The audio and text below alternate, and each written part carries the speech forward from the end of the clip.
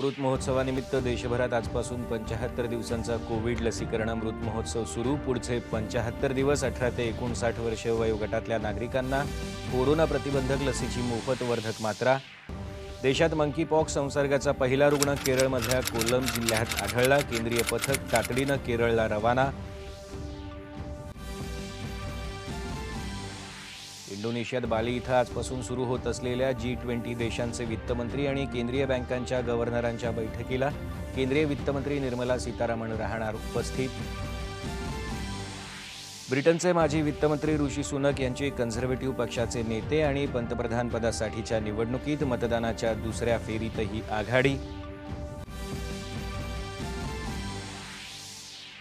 राज्यातल्या 92 नगरपरिषदा आणि 4 नगरपंचायतींच्या येत्या 18 ऑगस्ट रोजी होणाऱ्या सार्वत्रिक निवडणुका राज्य निवडणूक आयोगानं केल्या स्थगित।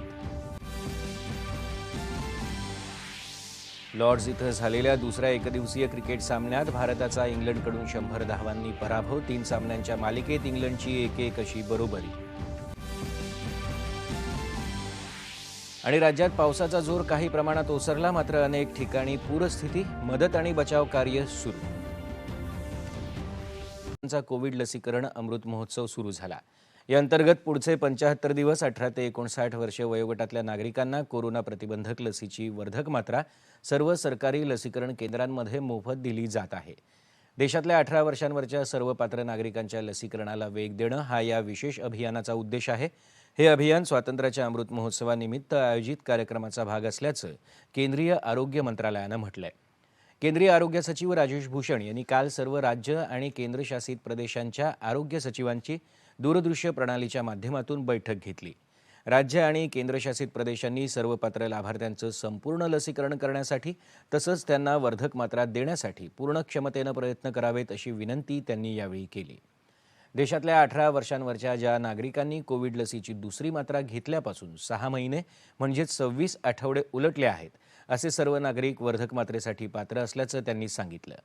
दरम्यान राज्यातही सर्वत्र या निर्णयाची अंमलबजावणी केली जाईल अशी ग्वाही आपण पंतप्रधान नरेंद्र मोदी यांना दिल्याचं मुख्यमंत्री एकनाथ शिंदे यांनी सांगितलं। या मोहिमेतला एकही दिवस वाया न घालवता सर्व संबंधितांना लसीची वर्धक मात्रा मिळालीच पाहिजे, यासाठी राज्यातले सर्व लोकप्रतिनिधी, स्वयंसेवी संस्था, आरोग्य संस्था यांना देखील सहभागी करून घ्यावं। तसंच याविषयी जनतेत जागृती करण्यात यावी असे निर्देश आरोग्य विभागाला दिले असल्याचं मुख्यमंत्र्यांनी मंत्रिमंडळाच्या बैठकीनंतर प्रसारमाध्यमांशी बोलताना सांगितलं। मुंबईतही आजपासून 30 सप्टेंबर 2022 पर्यंत कोविड लस अमृत महोत्सव उपक्रमाचं आयोजन केलं आहे। या 75 दिवसांच्या कालावधीत सर्व पात्र लाभार्थ्यांना कोविड-19 लसीची प्रतिबंधात्मक मात्रा मुंबईतल्या सर्व शासकीय आणि महानगरपालिका लसीकरण केंद्रांवर विनामूल्य दिली जात आहे। कोविड लस अमृत महोत्सवाचा लाभ घेऊन संबंधित पात्र मुंबईकर नागरिकांनी कोविड लसीची प्रतिबंधक मात्रा घ्यावी असं आवाहन महानगरपालिकेचे आयुक्त डॉक्टर इक्बाल सिंह चहल। देशभरात 1,87,87,00,000 अधिक नागरिकांना लसीची पहिली मात्रा देण्यात आली असून 92,47,00,000 जास्त जणांना लसीच्या दोन्ही मात्रा देण्यात आल्या आहेत। आतापर्यंत 5,12,00,000 अधिक नागरिकांना लसींच्या वर्धक मात्रा देण्यात आल्या आहेत। 16,994 रुग्ण कोरोनामुक्त झाले। रुग्ण बरे होण्याचा दर 98.48% आहे। सध्या देशभरात 1,39,073 रुग्ण उपचाराधीन आहेत। मुंबई महापालिका क्षेत्रात काल 339 नव्या रुग्णांची नोंद झाली आहे। 2 दिवसांपूर्वी संयुक्त अरब अमिरातीहून हा रुग्ण त्रिवेंद्रम विमानतळावर उतरला होता।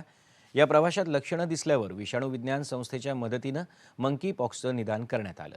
या प्रवाशाच्या संपर्कात आलेल्या व्यक्ती आणि विमानातले 11 सहप्रवासी यांच्या प्रकृतीवर लक्ष ठेवलं जात आहे। केंद्र सरकारनं तातडीनं एक पथक केरळला पाठवलं असून विषाणूचा प्रसार होऊ नये यासाठी आवश्यक ती सगळी पावलं उचलण्याचे निर्देश देण्यात आले आहेत। या पथकात राष्ट्रीय रोग नियंत्रण केंद्राचे तज्ज्ञ, अन्य डॉक्टर आणि केंद्रीय आरोग्य मंत्रालयाचे वरिष्ठ अधिकारी तसंच मंत्रालयाचे प्रादेशिक अधिकारी यांचा समावेश आहे। देशातल्या 500 शहरांमध्ये आणि परदेशातील 10 शहरांमध्ये CUUT 2022 आजपासून सुरू होत आहे। पहिल्या टप्प्यात ही परीक्षा आज म्हणजेच 15, 16, 19 आणि 20 जुलै रोजी घेतली जाईल। परीक्षा सुरळीत पार पडावी तसंच कोणताही अनुचित प्रकार घडू नये यासाठी सर्व परीक्षा केंद्रांवर CCTV बसवण्यात आल्याची माहिती राष्ट्रीय परीक्षा एजन्सीनं दिली आहे। सर्व केंद्रांवर विद्यार्थ्यांना मास्क दिले जातील। ही परीक्षा 2 टप्प्यात होणार असून त्यासाठी सुमारे 14,90,000 विद्यार्थ्यांनी नोंदणी केली आहे। त्यापैकी 8,10,000 विद्यार्थी पहिल्या टप्प्यात तर 6,80,000 विद्यार्थी दुसऱ्या टप्प्यात परीक्षेला बसतील. पुढच्या टप्प्याअंतर्गत 4 आणि 10 ऑगस्ट रोजी परीक्षा होईल.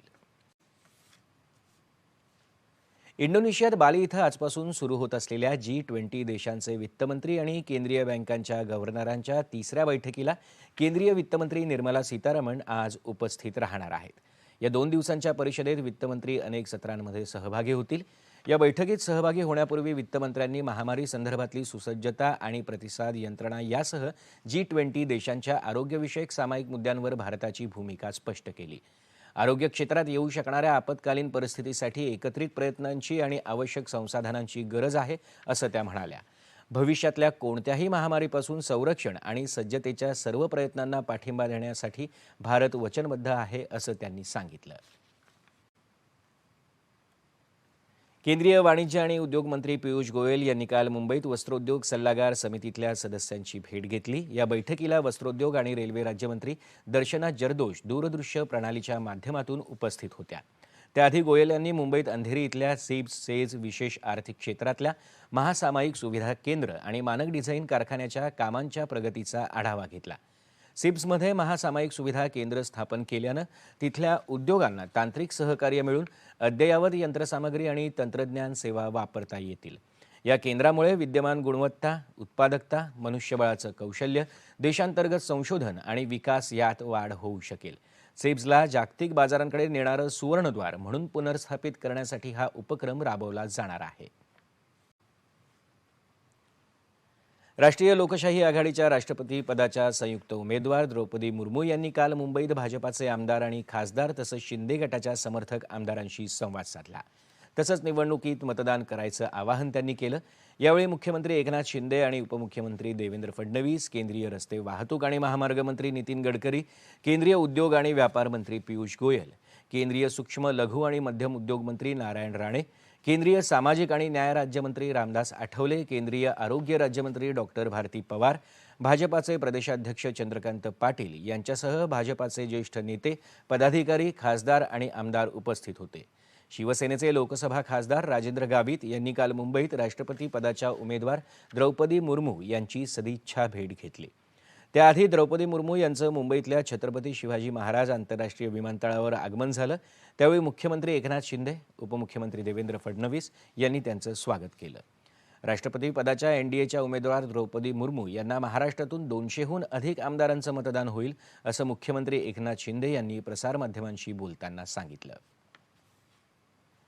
ब्रिटनचे माजी वित्तमंत्री ऋषी सुनक यांनी कन्झर्व्हेटिव्ह पक्षाचे नेते आणि पंतप्रधान पदासाठीच्या निवडणुकीत मतदानाच्या दुसऱ्या फेरीतही आघाडी घेतली. दुसऱ्या फेरीत सुनक यांना 101 मतं मिळाली. व्यापार मंत्री पेनी मॉर्डंट 83 मतांसह दुसऱ्या, तर परराष्ट्र सचिव लिझ ट्रस 64 मतांसह तिसऱ्या स्थानावर आहेत. माजी मंत्री केमी बाडेनोक यांना 49 मतं आणि कन्झर्व्हेटिव्ह पक्षाचे नेते टॉम टुगेंडेट यांना 32 मतं मिळाली. दुसऱ्या फेरीच्या मतदानात काल अॅटर्नी जनरल सुएला ब्रेवमन यांना या स्पर्धेतून बाहेर पडावं लागलं. त्यांना 27 मतं मिळाली. ब्रिटनच्या पंतप्रधान पदाच्या स्पर्धेत आता 5 उमेदवार आहेत. सोमवारी तिसरी फेरी होईल, तर 20 जुलैला मतदानाची 5वी फेरी होणार आहे. पंतप्रधान पदाच्या निवडीसाठी अंतिम 2 उमेदवार निश्चित करण्याची अंतिम मुदत 21 जुलै असून 5 सप्टेंबर रोजी निकाल जाहीर होईल. त्यानंतर बोरिस जॉन्सन ब्रिटनचं पंतप्रधानपद आणि कन्झर्व्हेटिव्ह पार्टीचे नेतेपद औपचारिकरित्या सोडणार आहेत. श्रीलंकेचे राष्ट्रपती गोटाबाया राजपक्षे आज अधिकृतरित्या आपल्या राजीनाम्याची घोषणा करतील. राजपक्षे यांनी श्रीलंकेच्या संसदेच्या अध्यक्षांना त्यांचा राजीनामा ईमेलद्वारे पाठवला असून अध्यक्षांच्या कार्यालयानं राजपक्षे यांच्या राजीनाम्याची पुष्टी केली आहे. दरम्यान राजपक्षे काल सौदी एअरलाईन्सच्या विमानानं मालदीवहून सिंगापूरला पोहोचले. गोटाबाया राजपक्षे वैयक्तिक भेटीवर आहेत. त्यांनी आश्रय मागितलेला नाही आणि त्यांना कोणत्याही प्रकारचा आश्रय देण्यात आलेला नाही, असं सिंगापूरच्या परराष्ट्र मंत्रालयानं सांगितलं आहे. श्रीलंकेत 9 जुलै रोजी राजधानी कोलंबो इथल्या राष्ट्रपती निवासस्थानावर आंदोलकांनी ताबा घेतल्यानंतर राजपक्षे आणि त्यांची पत्नी मालदीवला रवाना झाले होते. पंतप्रधान रानिल विक्रमसिंग यांनी श्रीलंकेचे हंगामी राष्ट्राध्यक्ष म्हणून पदभार स्वीकारल्यानंतर लगेचच राष्ट्रपती भवनावर आंदोलकांनी कब्जा केला. त्यानंतर त्यांनी लष्कराला देशात शांतता आणि सुव्यवस्था राखण्यासाठी आवश्यक उपाययोजना करण्याचे निर्देश दिले. ठाणे जिल्ह्यातल्या मीरा भाईंदर महापालिकेतल्या शिवसेनेच्या माजी 18 नगरसेवकांनी शिंदे गटाला समर्थन दिलंय. मुंबईत या 18 माजी नगरसेवकांनी मुख्यमंत्री एकनाथ शिंदे यांची काल भेट घेऊन त्यांना समर्थन दिल्याचं जाहीर केलं. निवडणूक आयोगानं 8 जुलैला या निवडणुकांची घोषणा केली होती.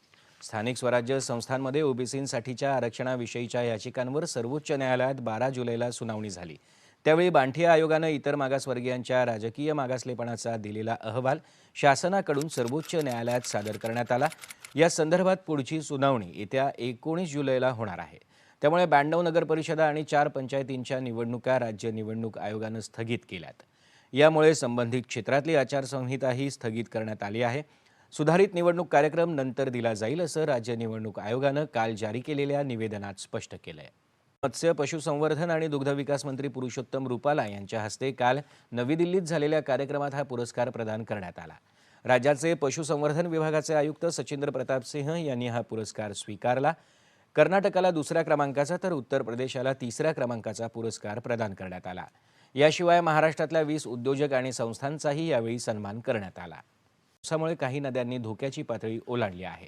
धरणांमधूनही पाण्याचा विसर्ग सुरू झाल्यानं नद्या दुथडी भरून वाहू लागल्या आहेत. त्यामुळे सांगली, कोल्हापूर, गडचिरोली सारख्या भागात पूरस्थिती निर्माण होऊन जनजीवन विस्कळीत झालंय. अनेक ठिकाणी रस्ते पाण्याखाली गेल्यानं वाहतूक ठप्प झाली.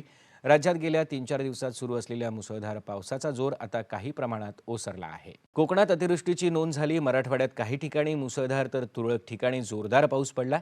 ठाणे जिल्ह्यातील मुसळधार पावसानं मुंबईला पाणीपुरवठा करणारं तानसा धरण भरलं असून त्यातून रात्री उशिरा पाण्याचा विसर्ग सुरू झाला. धुळे जिल्ह्यात दमदार पावसामुळे मध्यम आणि लघु जलप्रकल्प पूर्ण क्षमतेने भरले आहेत. अक्कलपाडा धरणातून पाण्याचा विसर्ग होत असल्यानं नदीकाठच्या नागरिकांना सावधानतेचा इशारा देण्यात आला आहे. यवतमाळ जिल्ह्यातील उमरखेड, महागाव, आर्णी या तालुक्यात पावसामुळे पिकांना मोठा फटका बसला. अतिवृष्टी झालेल्या भागाची जिल्हाधिकारी अमोल येडगे यांनी पाहणी केली. नुकसानग्रस्त शेतीचे त्वरित पंचनामे करण्याचे आदेश त्यांनी दिले आहेत. अमरावतीमधल्या अप्पर वर्धा धरणाचे 13ही दरवाजे 60 सेंटीमीटरनं उघडण्यात आले आहेत. नंदुरबार जिल्ह्यात सलग 3-4 दिवसांपासून सुरू असलेल्या संततधारेमुळे नंदुरबारकरांचा पाणी प्रश्न काही अंशी मार्गी लागणार आहे. गडचिरोली जिल्ह्यात गेल्या 4 दिवसांपासून सुरू असलेल्या पावसामुळे प्रमुख 30 मार्ग बंद झाले असून शेकडो गावांचा संपर्क तुटला आहे. पूरबाधित 49 गावांमधल्या 2785 कुटुंबातल्या 11,800 नागरिकांना सुरक्षित स्थळी हलवण्यात आलं आहे. गोसेखुर्द धरणातून मोठ्या प्रमाणावर पाण्याचा विसर्ग सुरू आहे. नांदेड जिल्ह्याच्या काही भागात पावसाची संततधार कायम आहे. नदी नाले ओसांडून वाहत असून अनेक गावांचा संपर्क तुटला आहे. सांगली जिल्ह्यामधल्या वारणा धरणात 62% पाणीसाठा झाला आहे. तिथून 851 क्युसेक्स पाण्याचा विसर्ग नदीत सुरू आहे. आयर्विन पुलाजवळ कृष्णेची पाणी पातळी 20 फुटांवर गेले. चांदोली परिसरात झालेल्या अतिवृष्टीमुळे गावातील छोटे मोठे धबधबे प्रवाहित झाले आहेत. सातारा जिल्ह्यातील कोयना धरणातूनही पाण्याचा विसर्ग सुरू असल्यानं कृष्णा नदीकाठच्या गावांना सतर्कतेचा इशारा देण्यात आला आहे. कोल्हापूर जिल्ह्यात पंचगंगेची पाणी पातळी 37.5 फुटांवर गेली असून 63 पाण्याखाली गेले आहेत. पालघर जिल्ह्यात वसईमध्ये झालेल्या दरड दुर्घटनेतल्या मृतांच्या वारसांना प्रत्येकी 6 लाख रुपये तसंच जखमींना प्रत्येकी 50,000 रुपयांची मदत देण्याचे निर्देश मुख्यमंत्र्यांनी दिले आहेत.